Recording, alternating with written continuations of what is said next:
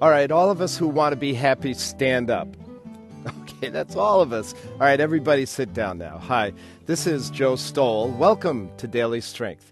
Let's face it, all of us desire to be happy. The issue is not should you be happy. The issue is where do you find it? In Psalm 1 through 3, the psalmist gives us a clue. I don't know if you saw the movie The Aviator, but it portrays the fascinating life of Howard Hughes. In the 30s and 40s, he wowed the public with brilliant advances in aviation technology. He became the wealthiest man in America. He seemed to have everything you could want.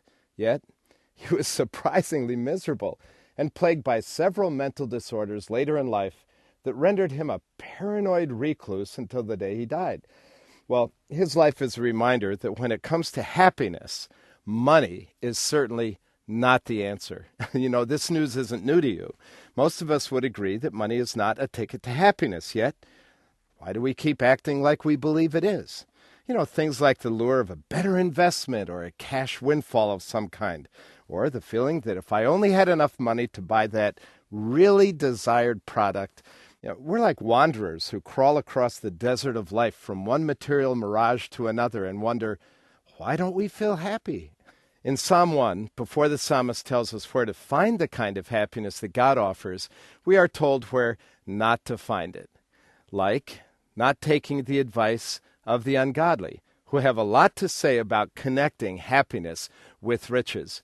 Yet, you know, unfortunately, ungodly influence doesn't just come from people out there. It is subtly seeped into our church conversation with Christian friends.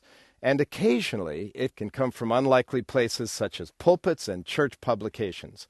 Think of how easily bad advice has polluted your thoughts, distracted your focus, and diminished your sense of happiness. Well, if your pursuit in life is material success, remember, it didn't work for Howard Hughes, and you can bet it won't work for you either. So here's a great alternative. The psalmist affirms that the truly blessed life finds its joy and satisfaction in living by the words and ways of God. Guaranteed, there is no greater happiness than the sense of a clear conscience, the confidence of being loved and led by God, and the wealth of knowing that life is being lived in the safety of God's law. Reject the bad advice that God's rules are divine handcuffs, and rejoice that his commands are not burdensome, as it says in 1 John 5:3, but rather that they are a source of blessedness and joy. No wonder the psalmist says, happy is the man who delights in the law of the Lord.